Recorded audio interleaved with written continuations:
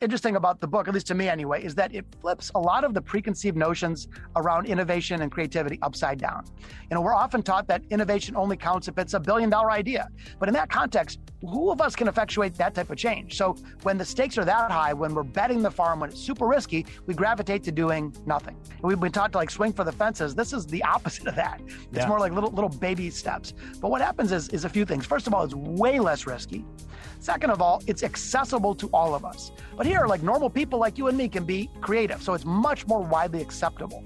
The third thing is that those little ideas add up to big stuff. A Harvard University research report that I covered in the book says that 72% of the United States gross domestic product doesn't come from the sexy, attention-grabbing headlines that you see from Elon Musk. They come from big little breakthroughs, from those little micro-innovations that we apply day in and day out. Welcome back to The Thermostat with Jason Barger. If you're currently on a commute, a walk, or just a micro break in your day, glad you're making time to step back, to think, and to reflect on the next steps on your journey. I've never been more convinced.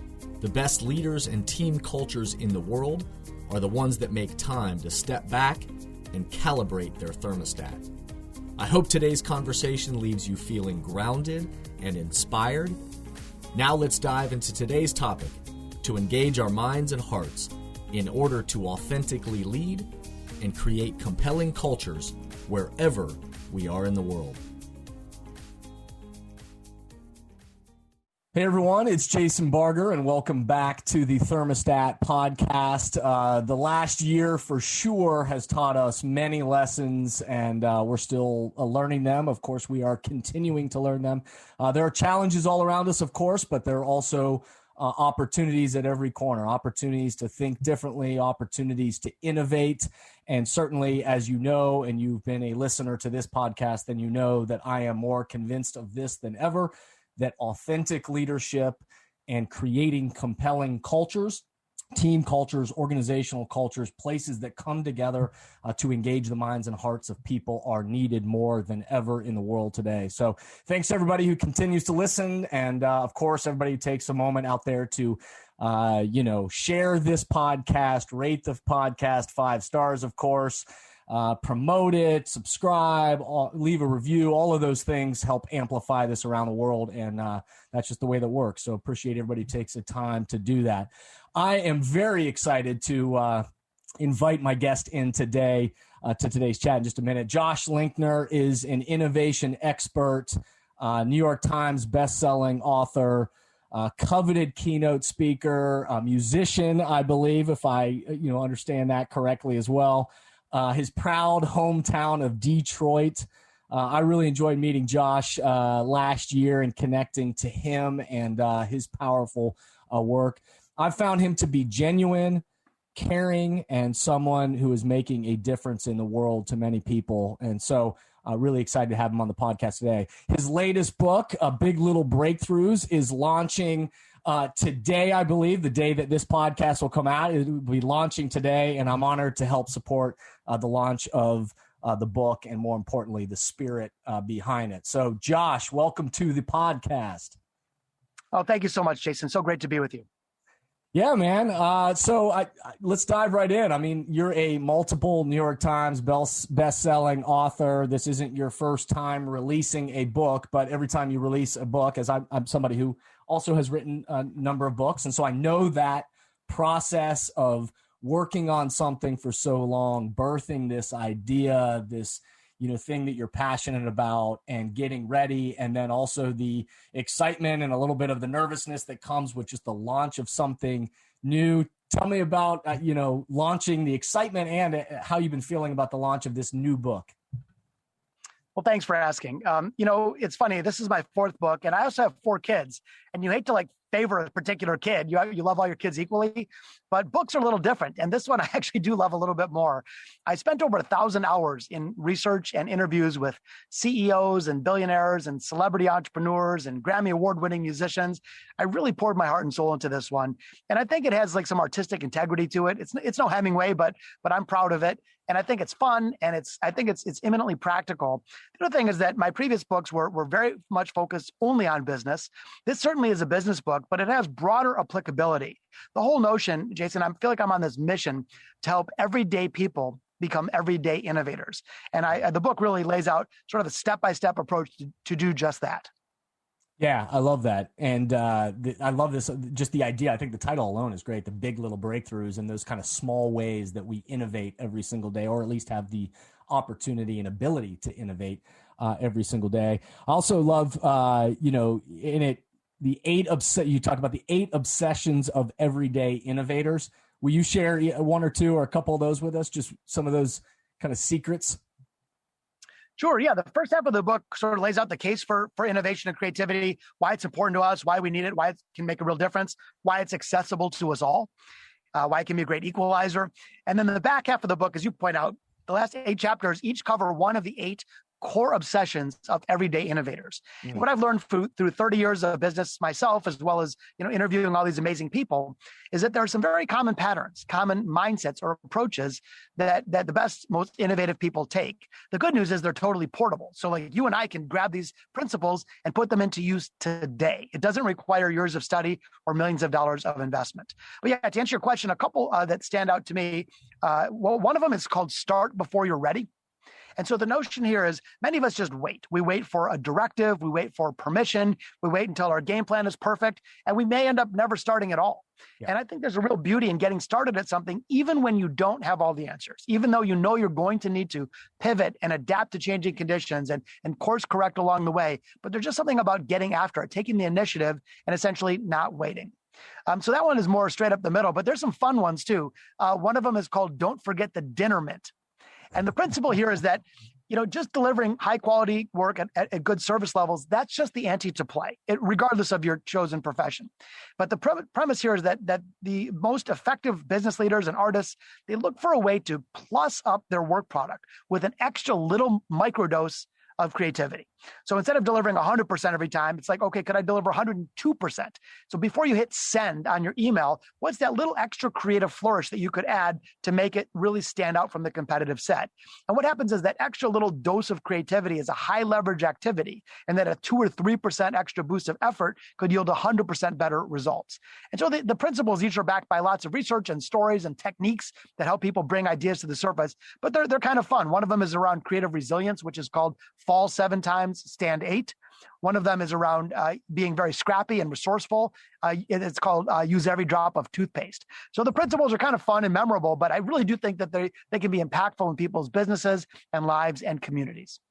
My wife gets on me all the time that I use every bit of the toothpaste. So she will chuckle at this because and I'm always saying, hey, there's more in there. I know I can get more out of there, and there's a different way to do it. So that for sure resonates with me. And also I love the idea of the fact that, the old paralysis by analysis, like you have something that you are trying to, or being called to put into action. And yet just waiting until everything is perfect. All the environment is perfect for you, oftentimes keeps us from innovating. I'm reminded of the image. I don't know if you've ever heard this before, but in my first book, Step Back from the Baggage Claim, I talk about how bamboo grows, and which is a perfect image, I think, for some of the stuff you're talking about, is the way that bamboo, which I, of course, had no idea how bamboo grew until somebody shared this with me, and I started to do some research about it. But evidently bamboo, which on the surface just comes up, straight up and down from the ground. But way underneath the surface, there's what's called a culm, which is kind of the bulb that it all begins. And what ends up happening under the surface is bamboo grows and it shoots out in one little direction. And then for whatever reason, it grows a certain amount. And then all of a sudden it changes direction and it shoots in another direction, and it shoots another direction, and it shoots another direction. And all of this is happening under the surface. And then all of a sudden, when it's quote unquote ready, it comes popping up through the ground. And that's what we see. Well, a lot of people, I believe, when they think about creativity and innovation, believe that it's just that you have a great idea and then all of a sudden it just sprouts and it comes right up and it's beautiful and it's linear. But underneath the surface, that idea of starting before everything is perfect, but that there might be something that you have to learn, a little bit of growth and a new idea, and you follow that path, and then all of a sudden you learn something from that and may take you in a little direction. You may start to make some adjustments to the product or to the idea, and all of a sudden it shoots another direction. And eventually the process of innovation and those small little adjustments, then it's ready to kind of break through the surface. That's at least what I was thinking about when you said that.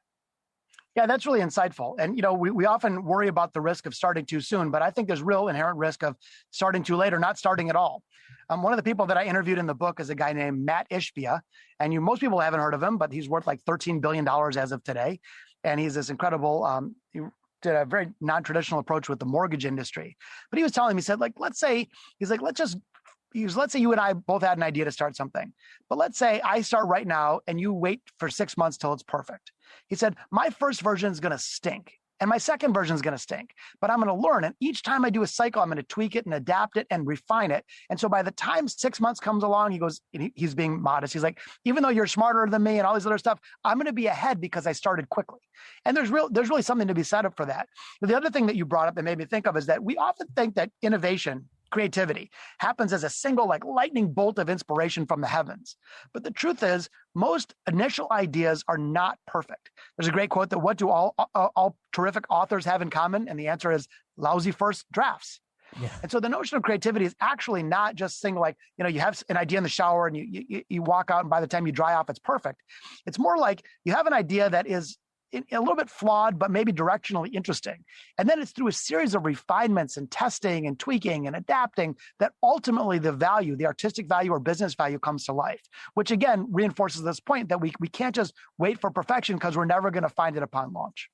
Absolutely. Yeah. And the fact that why not get going into the process of innovation, the process of creativity, which again, absolutely, I think we sit around and especially in the world that we live in today that is so instantaneous, we see it as instantaneous world of communication where it's a fast food culture.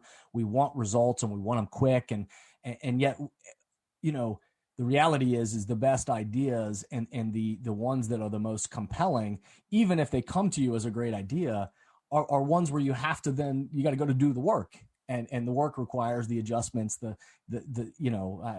The image that I love is you don't grow a garden in one day. If you got to water it and you got to take care of the soil, and over time things begin to grow. But to that very point, we like to think that all of a sudden you just have one idea in the shower and then naturally okay, there's nothing else to do with that.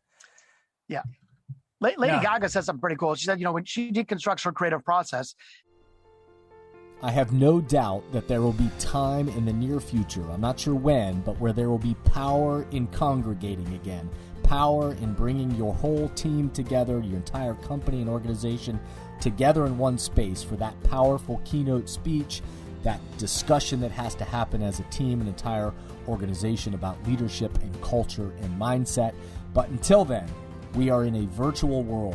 And so if I can add value to your team, your company, or organization through a virtual keynote speech, or just helping your team and organization have the conversation that's the currency for change that you need to be having internally, I hope you'll track us down and let us know how we can be helpful at jasonvbarger.com. Lady Gaga said something pretty cool. She said, when she deconstructs her creative process, we hear a finished piece of music, which is fabulous. But she said, really, it's like this. The first 15 minutes is her vomiting ideas onto the page, which are terrible. And then it could take a couple of years for her to polish and refine it. And so the creative process isn't only the initial part, it's the creative process all the way through. No doubt. So I think what's interesting about the book, at least to me anyway, is that it flips a lot of the preconceived notions around innovation and creativity upside down. We're often taught that innovation only counts if it's $1 billion idea. But in that context, who of us can effectuate that type of change? So when the stakes are that high, when we're betting the farm, when it's super risky, we gravitate to doing nothing. Yep. So Big Little Breakthroughs is all about cultivating high volumes of small everyday innovations. Think of them as micro innovations. And we've been taught to swing for the fences. This is the opposite of that. It's more like little baby steps. But what happens is a few things. First of all, it's way less risky. Second of all, it's accessible to all of us. With the big innovation that we normally think of, unless you're wearing a hoodie or a lab coat, forget it. But here, normal people like you and me can be creative. So it's much more widely acceptable. The third thing is that those little ideas add up to big stuff. A Harvard University research report that I covered in the book says that 72% of the United States gross domestic product doesn't come from the sexy attention-grabbing headlines that you see from Elon Musk. They come from big little breakthroughs, from those little micro innovations that we apply day in and day out. And then finally, what's happening is that you're building skill. So the more you do anything, the better you get at it, whether it's playing tennis or doing jazzercise. And so most of us think that creativity is just you're born with it. And I like to say that creativity is much more like your weight than your height. In other words, as hard as I may try, I'm probably not going to grow a foot by next month. But my weight I can control based on my behavior. Your creativity is exactly the same thing. It's a learned skill. It's something that all of us can cultivate, me included. And so the notion here is that when you're doing lots of high volume of little activities, you're building skill. So think about this. We often think of Leonardo da Vinci, who is one of the most famous painters of all, and his Mona Lisa painting, probably the most famous painting in history. Well, the Mona Lisa wasn't his first painting. Yeah. Da Vinci first had to learn to paint. He had to paint every day. He had to make a bunch of bad paintings before he ultimately unveiled this masterpiece. And so for us, let's take the pressure off of ourselves that we need to, spit out a Mona Lisa the first time we have a chance. It's more about the deliberate practice, building skills, cultivating big little breakthroughs each step of the way. And then over time, your masterpiece will reveal itself. Absolutely. And what makes me think about too is I think this past year, by the way, has required what I would refer to as kind of forced innovation. This last year for so many different people and entire teams and organizations, companies of all kinds have, in the midst of a global pandemic, in the midst of issues of social justice and civil unrest and political uncertainty and economic uncertainty, and are my kids going to school or homeschooled, and how do we do this virtual thing, and all of the things that have been colliding in the world, that we've hit this point where there was a sense of urgency where people had to be forced to innovate. And part of those innovations were really small innovations. We had to realize that, how do you do remote work? And how do we have this conversation through, this, technology rather than sitting in the same space together. And so this idea of forced innovation, I'm wondering I think your book is also coming out at a great time, because we've all been in the last year forced to innovate in those little ways. And yet that's going to continue because it's always been true. But here we are in this time and space. What do you think over the last year? What jumps out to you about some of those kind of forced innovations, the way that we've had to think? You're exactly right. I mean, the COVID crisis is basically like the entire world has hit the giant reset button. And the patterns of the past have been broken. And now new patterns need to emerge. And those are patterns in the way that we work, the way we interact, the way we shop, the way we eat, the way we love, the way we play. And as a result, with new conditions, we can no longer simply rely on the models of the past and expect the same results. That would be foolish. And so I think it's incumbent on us to really forge ahead and look for new possibilities, new ways of doing things, or else we're going to get lost in the shuffle. So I do think it creates a real opportunity for those that are sort of challenger brands and people trying to shake things up. But it's also a real threat for those that have previously been really locked into doing things the same old. Yeah. If there's ever been a wake-up call that's challenging us that we need to evolve and adapt, this is it for sure. And you're right, that it has been forced upon us. No one raised our hand and asked for COVID, but it is serving as an accelerant. It's an accelerant to many innovations that we said, we'll do it later on when we get to it. But now it's like, yeah, we have to do it right now. So I do hope that the book, I wish that we weren't in these times, but I do hope the book is helpful to those that are coming out of COVID, looking for new patterns. I think it can provide some real insight and guidance on what to do next.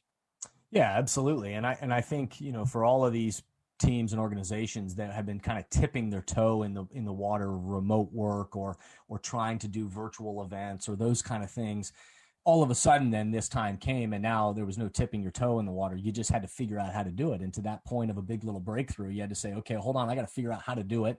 And then I got to try it. And then I got to mess it up and figure out, what adjustments will we make? And then we got to go do it some more. And certainly what I'm seeing in terms of developing leaders and cultures throughout teams and organizations and companies is the language I use for this podcast is what temperature are you trying to set? And the best cultures in the world are the ones that are proactive about understanding not just what we do, but how are we committed to doing it. And so thermostat cultures are cultures that have clarity around not only the mission, where are they heading, and of why they're going, the vision of where they're going, but they're clear on the how. What is that culture that we are proactively trying to create together? And part of that is the aligning of our thinking around how do we support an environment that brings out the best innovation in each other and create an environment where we together can innovate and ultimately go find solutions that don't exist yet.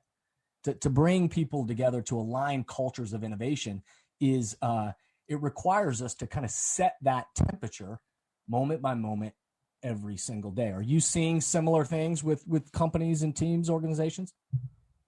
Yeah, you hit it right on the head. I cover this a lot in the book about creating the ideal conditions to support creativity and innovation. So your temperature is a good example. I mean, think about a greenhouse for a second. Greenhouse is an ideal conditions. You were talking about plants earlier, to grow plants, and there's the right temperature and humidity and sunlight, et cetera. Well, as a leader, I would argue that job number one is to create a cultural environment, the rituals and rewards and techniques that enable everybody's creativity to come to the surface.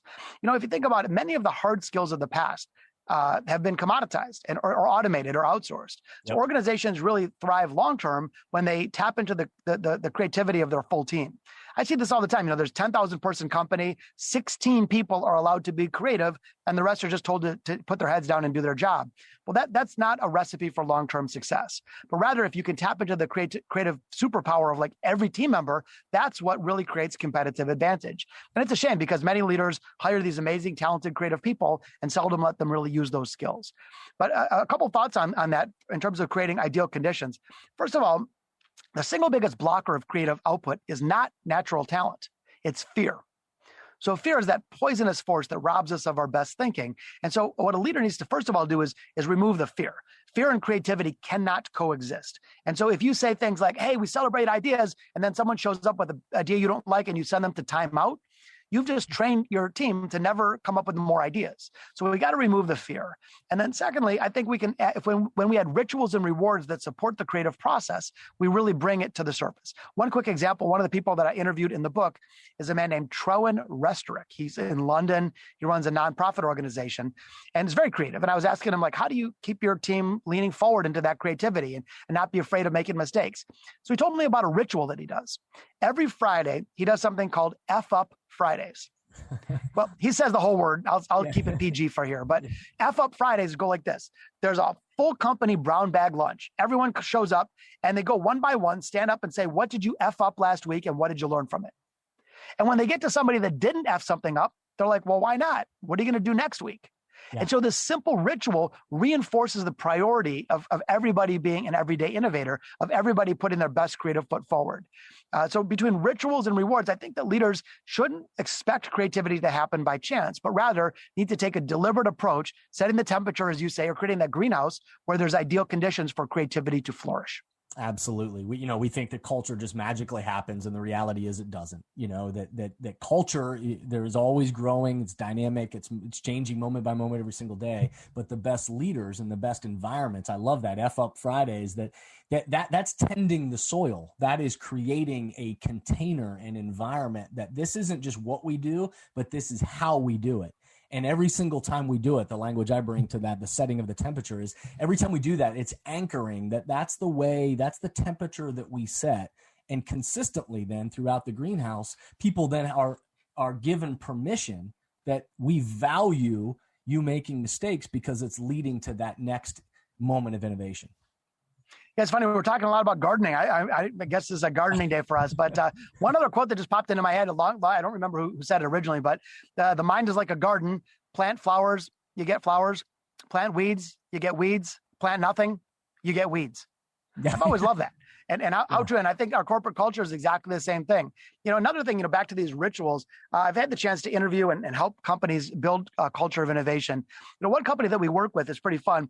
They issue every team member 2 corporate get out of jail free cards every year. Here's what they say. Creativity is part of your gig. Like, part of your job is to be an artist. And as such, there's going to be setbacks and mistakes. If not, we're not trying hard enough. So we want you to take responsible risks and really go out there on a limb. And when you inevitably screw something up, hand us one of these cards. You're off the hook. No questions asked. Mm-hmm. And on an annual review, a leader will be disappointed with a team member if they haven't used both of them. And so I know some people listening might be thinking like, gosh, that's so risky, but I would challenge that respectfully to say, well, what's the risk of not doing something kind of like that? Irrelevance, mediocrity. I think so many of us get trapped in playing it safe to learn that that's actually pretty darn risky. So when I was reflecting on risk, and I was thinking that, too often we overestimate the risk of trying something new, but we underestimate the risk of standing still. I love it. Yeah, I love that. And what you're anchoring, this idea of the get out of jail free card or whatever, you're also, not only are you looking for outcome and solutions and all that, but you're anchoring in the person too, that when they know that maybe whatever they tried was a miss, it's anchoring in them taking personal ownership to just say, hey, that one didn't work. And that wasn't my best. And here you go. I want to get out of jail because I'm going to go try something else, and I love that frees up. And that certainly, again, back to the quote that came to my mind was Plato said, what is honored will be cultivated.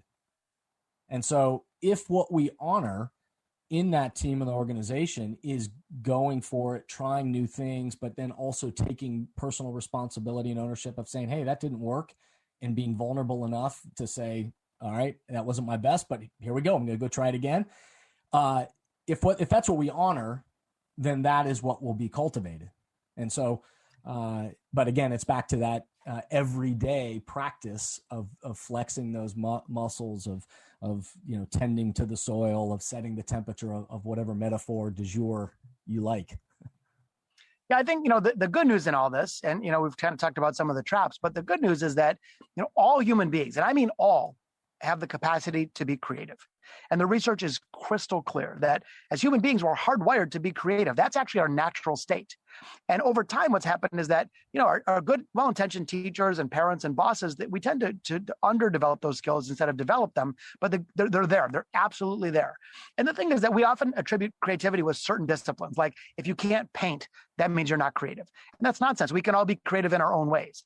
I mean, I play jazz guitar pretty well. I can't draw a stick figure if I tried. Yeah. You don't want to see me anywhere near a dance floor. But again, so someone listening might say, well, I'm not good at a classical form of like music or dance or whatever, but maybe your creativity is deployed in selling or in customer service or in finance. Finance, I often say that, people say, well, you can't be creative in finance. I'm not suggesting people break the law, of course not, but you absolutely can be creative in finance. You can be creative in the way you analyze data.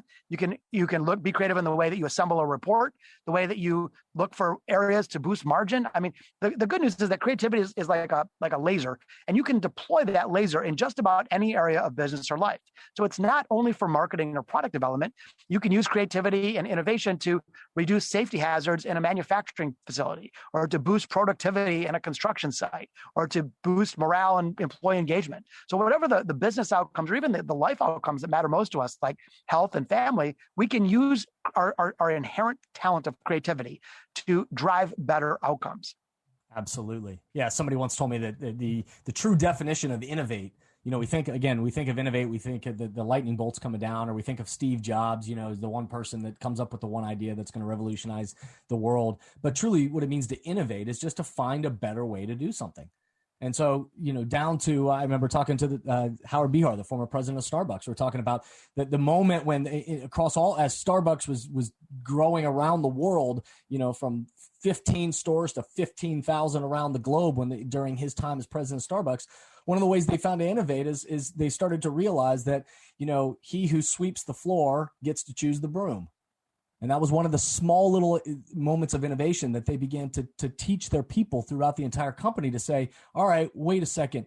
If your job is to clean this restaurant to the level of quality that we set up, then your job as the artist is to figure out how to do it. And how do you want to bring that? And so you get to choose the broom. You figure out how you want to do it. And what they found is it unlocked all this thinking that the people sweeping the floors, they started actually getting down on their hands and knees and using rags because they found that was a better way to do it. Some people had a different product they liked others. And so they understood what the outcome was, but they had the creative and artistic, license to say, we want you to figure out how do you bring your gifts to do that, innovate, find a better way to do it. And that's right. And I love the way that you're using the word artist, because an artist, we think of an artist as somebody who is painting oil on canvas, but we can all be an artist in our own way. An artist, if you think about it, it's the intersection of skill and creativity. So yeah, you can be a cleaning artist. You could be a customer service artist. You could be a legal artist. If you're running a dental practice, be a dental artist. I mean, if you almost remove the word artist, why would you do that? Because it means that all you're doing is following somebody else's wisdom from the past. But when we think about ourselves being an artist in our own craft, boy, it's really liberating. It's a lot of fun. It's exciting, but also gives us the permission to test new things and to let our imagination drive better outcomes. So it's my encouragement for people is not to do irresponsible, silly stuff. I don't think people should grab purple crayons and draw all over the walls. But I do think that we can use a sense of artistry in driving results in our professional lives. I mean, if you're on the sales front and you're trying to close a deal, that you should be a sales artist. Why wouldn't you want to be that? Absolutely.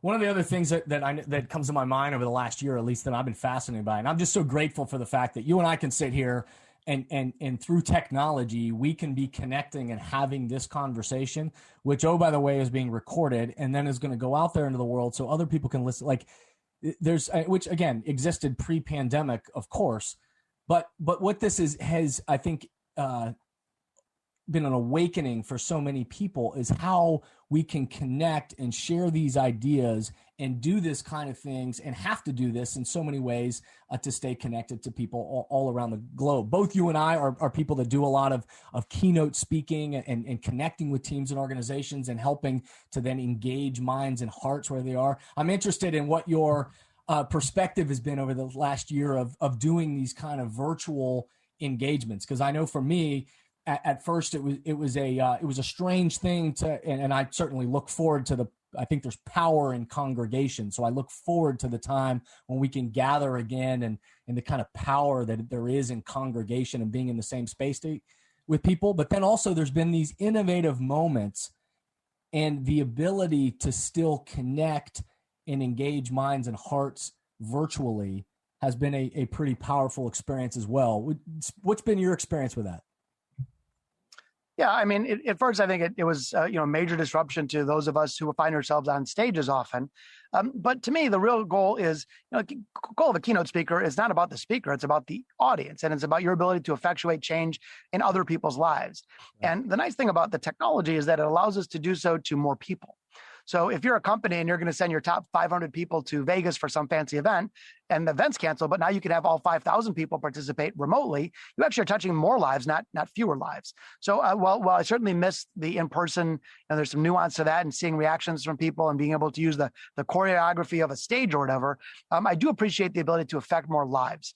And however we can do so in the most efficient manner, the better. I don't miss being in airports, I'll tell you that, but it is nice. It is nice being present with people. But nonetheless, I think what this has done is it sort of validated a new delivery mechanism for content. And I think that there will be some very positive downstream implications for those trying to effectuate positive change in others because we can do it very efficiently with technology.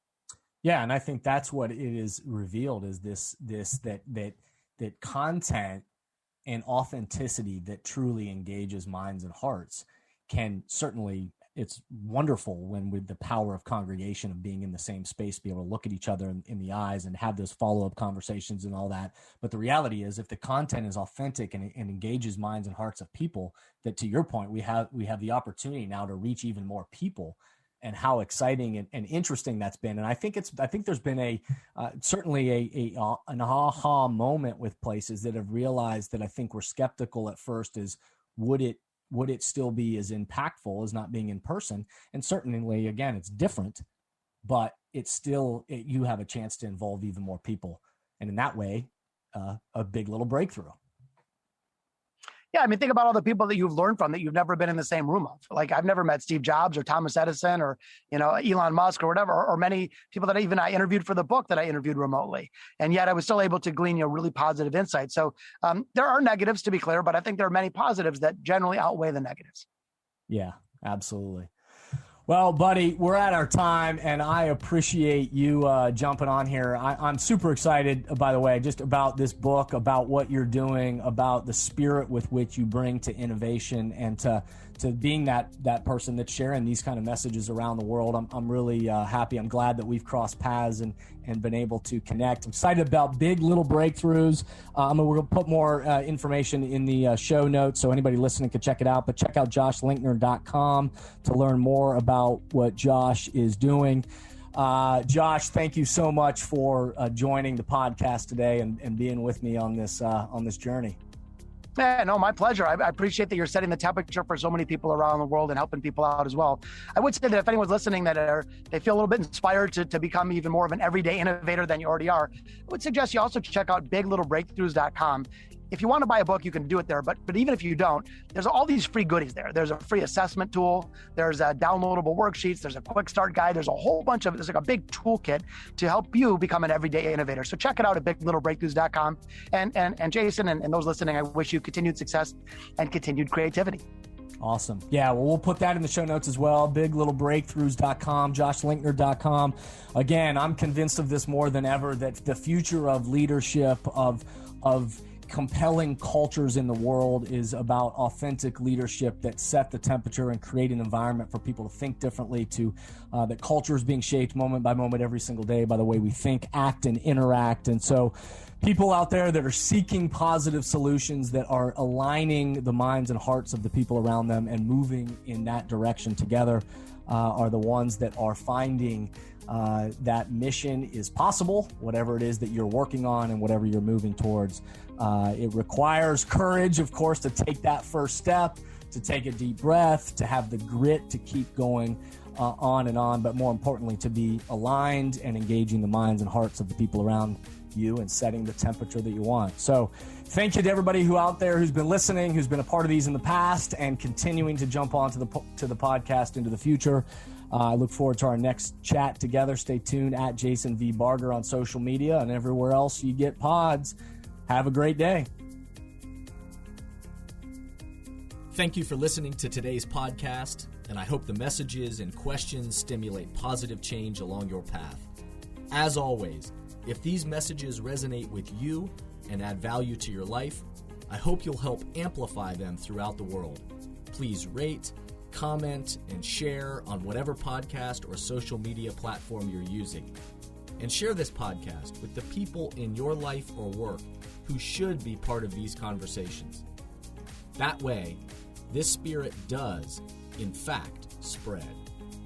If these messages or developing leaders and culture would be helpful to your organization, or you have a question or comment about this podcast, please contact us at jasonvbarger.com. And remember, we all are ambassadors for the culture we want to create in our life and work. We have to own the vision we want to be a part of. The future of leadership is you, is me, is us. Be a thermostat.